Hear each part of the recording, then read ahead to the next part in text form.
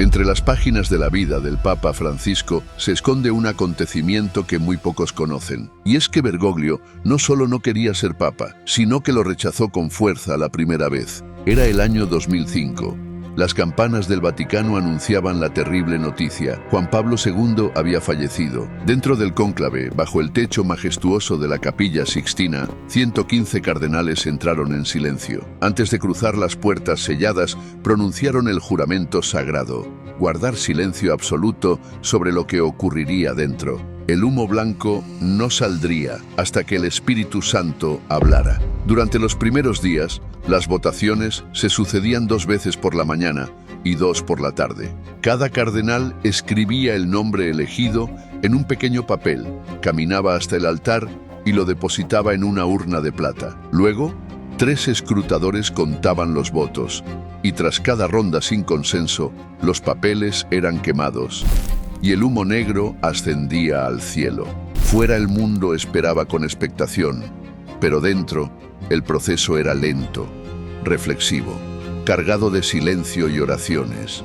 En las primeras votaciones el favorito indiscutido fue Joseph Ratzinger, pero entonces otro nombre comenzó a aparecer con fuerza inquietante: Jorge Mario Bergoglio. Era una sorpresa, no estaba en las predicciones, no tenía un bloque, pero algo en él comenzó a atraer votos. El propio Bergoglio lo relata en su libro Esperanza, revelando por primera vez lo que realmente ocurrió dentro del cónclave de 2005. Contó que desde el primer momento votó por Joseph Ratzinger, no por obediencia política, sino por discernimiento espiritual. Para él, Ratzinger era el hombre indicado. No un líder para muchos años, pero sí un papa de transición, alguien que sostendría a la Iglesia en un momento de incertidumbre tras la muerte de Juan Pablo II. Pero mientras sus votos iban a Ratzinger, otros votaban por él. Muchos veían en él un equilibrio necesario, un pastor auténtico, un rostro del sur, un hombre sin ambiciones. En la segunda y tercera votación, su nombre comenzó a repetirse, y entonces la tensión escaló. Los votos a favor de Bergoglio comenzaron a multiplicarse. Llegó a obtener cerca de 40 votos, lo suficiente para bloquear a cualquier otro candidato. Fue entonces cuando Bergoglio hizo algo que solo hacen los que no buscan el poder.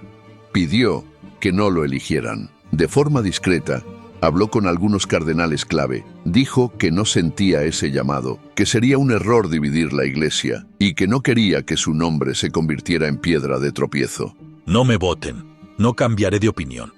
No quiero ser papa. Y dio resultado. En la cuarta votación, los votos volvieron a Ratzinger con claridad. Finalmente, el humo blanco salió del techo de la Capilla Sixtina y un cardenal protodiácono pronunció las esperadas palabras: Habemus Papam. Joseph Ratzinger se asomó al balcón de San Pedro y el mundo conoció a Benedicto XVI. Mientras tanto, Bergoglio volvió a su habitación, dobló sus sotanas, hizo su maleta y regresó a Buenos Aires en paz. Pero, ¿por qué Bergoglio no quería ser papa? Para contestar esa pregunta tienes que entender cómo era este gran cristiano y ser humano, porque su vocación nació de forma diferente, nació en la oscuridad.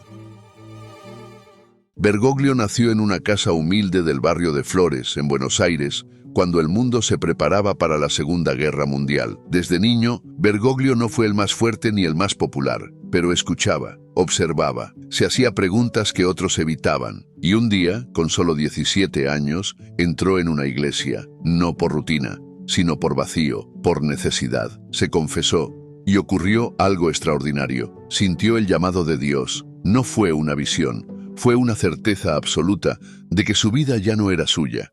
Pero poco después, la vida le puso a prueba. Una infección pulmonar severa lo dejó al borde de la muerte. Perdió parte del pulmón, pasó semanas en cama, luchando por respirar, y en medio de ese dolor, entendió algo que marcaría para siempre su vocación, que la vida es frágil, y que si Dios le permitía seguir, era para algo más grande. Ya recuperado, aunque con el cuerpo débil, tomó una decisión que cambiaría todo. Entró al noviciado de los jesuitas. No buscaba reconocimiento, solo entrega, silencio, obediencia. Había nacido el sacerdote. Había comenzado el camino de aquel que, años más tarde, sería llamado Francisco. Desde el inicio, Jorge Mario Bergoglio entendió algo que muchos líderes jamás comprenden, que la autoridad verdadera no necesita imponerse, Su vida no estuvo marcada por títulos, ni por poder, sino por una forma de andar, de hablar, de mirar, una forma que siempre bajaba un escalón más.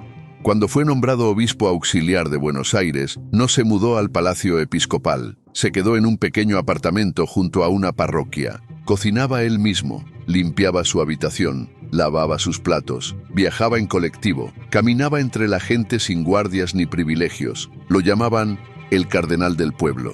Visitaba hospitales sin cámaras, comedores sin prensa y calles donde solo llegaba la necesidad. Rechazaba lujos y hablaba con una claridad incómoda para los poderosos. Para Bergoglio el poder era peligroso, especialmente el poder dentro de la Iglesia, no porque fuera malo en sí, sino porque podía corromper desde dentro sin que uno se diera cuenta, y eso lo inquietaba profundamente. No veía la Iglesia como una institución de privilegios, sino como una madre que se ensucia las manos para sanar a sus hijos. Bergoglio desconfiaba del clericalismo, esa actitud que convierte el sacerdocio en una casta intocable y al obispo en una figura inalcanzable. Para él, el buen pastor era el que huele a oveja, el que camina con el pueblo, el que no se esconde detrás de un escritorio, ni se protege con vestiduras sagradas, y eso le daba miedo, convertirse, sin quererlo, en lo que él mismo criticaba. Por eso, en 2005, cuando los votos comenzaron a inclinarse hacia él, cuando el poder máximo de la Iglesia se volvió una posibilidad real, se resistió, no por cobardía, sino por convicción. No quería sentarse donde Jesús nunca se sentó, y no estaba dispuesto a aceptar una corona, si eso significaba alejarse de la cruz. Temía que al aceptar demasiado poder, perdiera de vista lo esencial, que lo institucional ahogara lo espiritual, que la autoridad lo desconectara de los pobres, de los débiles, de los invisibles, que siempre habían sido su misión. Para él, los planes verdaderos no nacen del deseo personal, ni del cálculo político, ni del voto de una mayoría. Nacen del espíritu, y el espíritu, como el viento, sopla donde quiere, cuando quiere, y no siempre donde uno espera. Por eso, Bergoglio no se dejó arrastrar por la emoción. No pensó en el peso del momento, ni en la posibilidad histórica, ni en la gloria que podría venir. Pensó en la paz, y no la tenía. En su interior, entendió que Dios no lo estaba llamando a ser papa en ese momento, que aceptar sería forzar el camino. Y cuando uno empuja lo que no viene de Dios, aunque el mundo lo aplauda, el alma se resiente.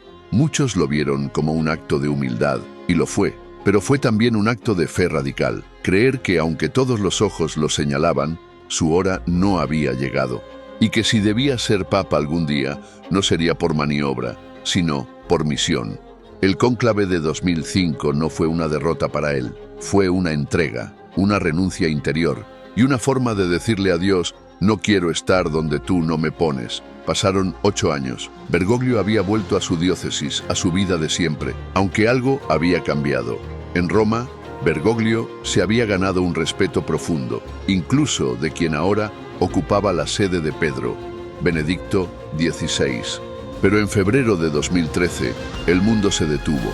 Por primera vez en más de 600 años, un papa renunciaba al trono de Pedro. Benedicto XVI, cansado, anciano, lúcido, sorprendió al mundo entero con una decisión que cambiaría el rumbo de la historia.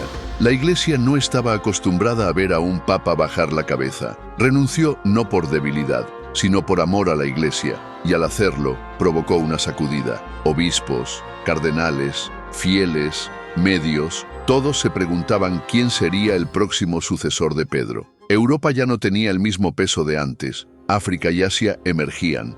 Pero había un nombre que empezaba a circular, primero con cautela, luego con insistencia: Jorge Mario Bergoglio. Y esta vez, él no lo evitó. No pidió que lo descartaran, se limitó a orar, a esperar y a obedecer. El humo blanco se elevó sobre el cielo de Roma y las campanas comenzaron a sonar. El mundo contuvo el aliento. Habemus papam.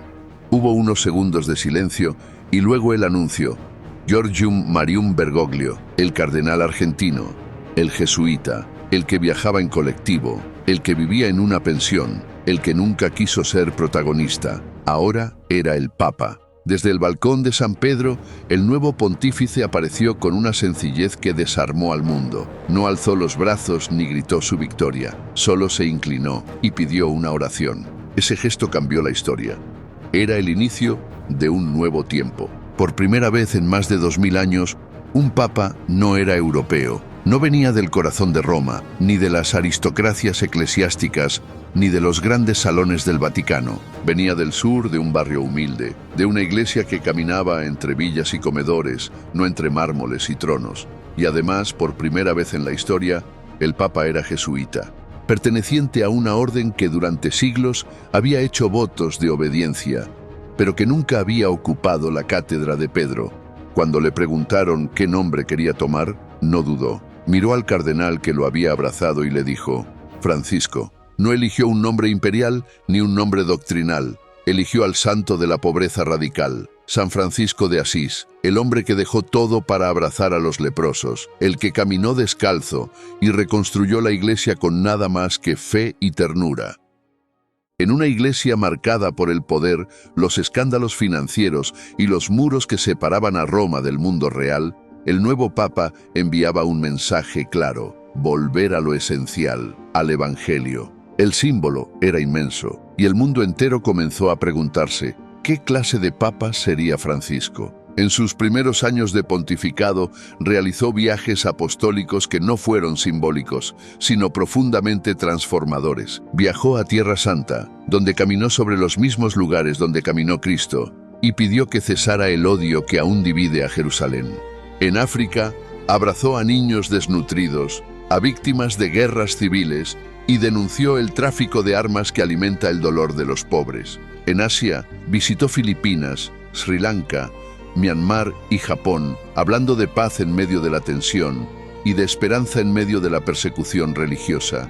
En Estados Unidos, habló ante el Congreso, visitó cárceles y defendió a los inmigrantes como hijos de Dios. Y en uno de sus viajes más audaces, fue a Irak, un país devastado por la guerra y el extremismo, donde ningún papa se había atrevido a ir antes. Allí se reunió con líderes musulmanes y cristianos y clamó por una convivencia posible más fuerte que el miedo. Pero no fueron solo viajes, fue mucho más.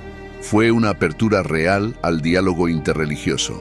Francisco entendió que en el siglo XXI, la fe ya no puede ser una trinchera, tiene que ser un puente. Por eso, tendió la mano a líderes musulmanes, judíos y ortodoxos. Se encontró con el gran imán de Al-Azhar, la máxima autoridad del Islam sunita, en un gesto que rompía con siglos de tensión entre cristianos y musulmanes. En ese encuentro, firmaron juntos un documento histórico sobre la fraternidad humana, defendiendo el respeto, la paz y la justicia por encima de cualquier frontera religiosa. Se reunió con líderes judíos, reafirmando la raíz común y el compromiso con la memoria del Holocausto. Lloró ante los muros de Auschwitz y abrazó a víctimas del antisemitismo. También tendió puentes con los ortodoxos, en especial con el patriarca de Constantinopla y el patriarca de Moscú.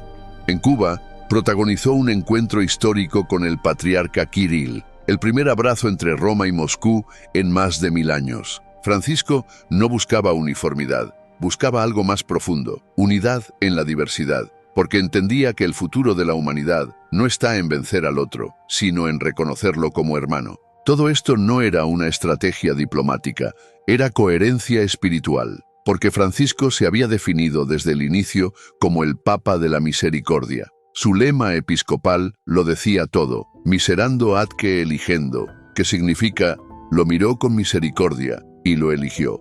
Una frase que recordaba el momento en que Jesús, caminando, miró a Mateo, un pecador, un recaudador de impuestos, y lo eligió como discípulo.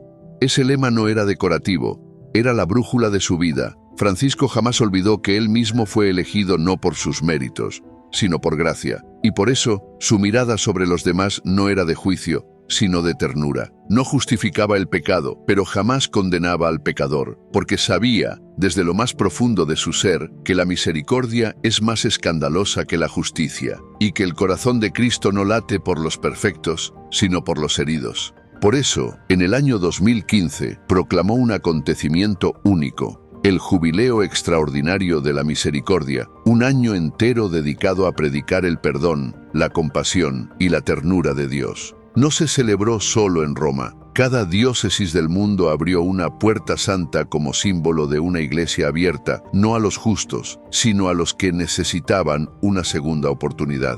Francisco invitó a los fieles a salir de la lógica del castigo y entrar en la lógica del abrazo. Convocó a misioneros de la misericordia, sacerdotes autorizados a perdonar incluso los pecados reservados al Papa. Llamó a los confesores a ser más como padres y menos como jueces. Visitó cárceles, hospitales, campos de refugiados. Lavó los pies a inmigrantes, a mujeres, a personas de otras religiones. Cada gesto, cada palabra, cada silencio decía lo mismo. La misericordia no es una debilidad, es el rostro más fuerte del amor.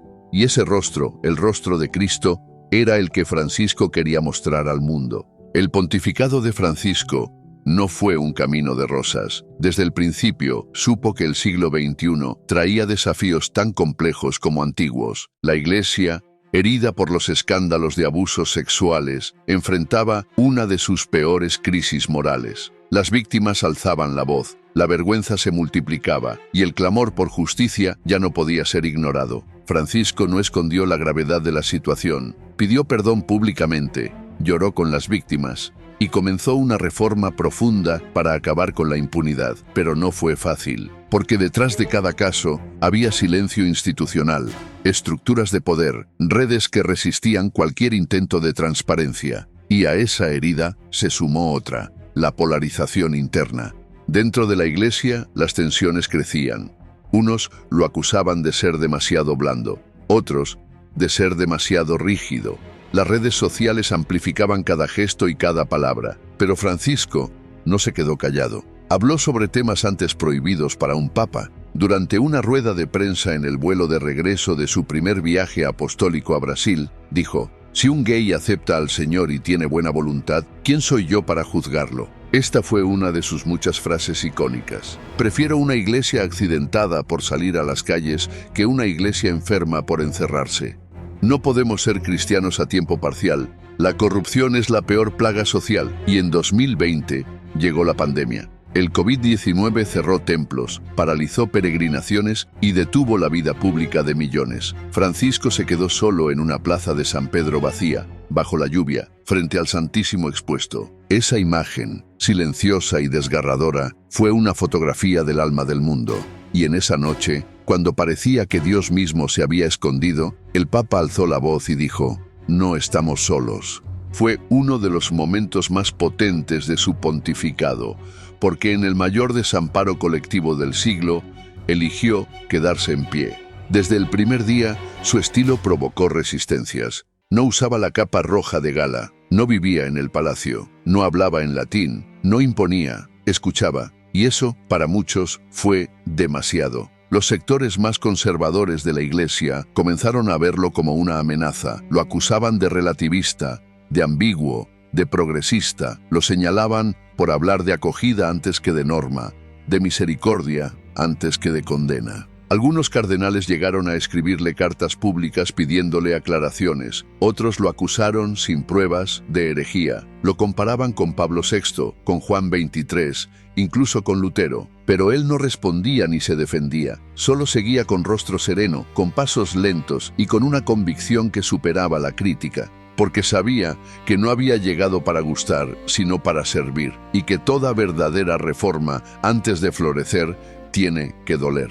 A pesar de todo, Francisco nunca se desvió de su visión. Para él, el futuro de la Iglesia no está en la apertura. Una Iglesia que camina junta, que discierne unida, que escucha al Espíritu, no solo en los altos cargos, sino en los pueblos, en las mujeres, en los laicos, en los que nunca han sido escuchados. Defiende una iglesia más horizontal, menos clerical, donde todos tengan voz. Una iglesia que incluya a los descartados, a los migrantes, a las mujeres, a los divorciados, a quienes han sido excluidos durante siglos, no como una estrategia, sino como una conversión. Porque para Francisco, la iglesia no debe ser un museo de perfecciones, sino un hospital de campaña, en medio del campo de batalla. un lugar donde el Evangelio vuelva a ser una buena noticia y no un código de castigo, un espacio donde el amor de Cristo se haga carne en las heridas del mundo. Con el paso de los años, Francisco no intentó ocultar su vejez.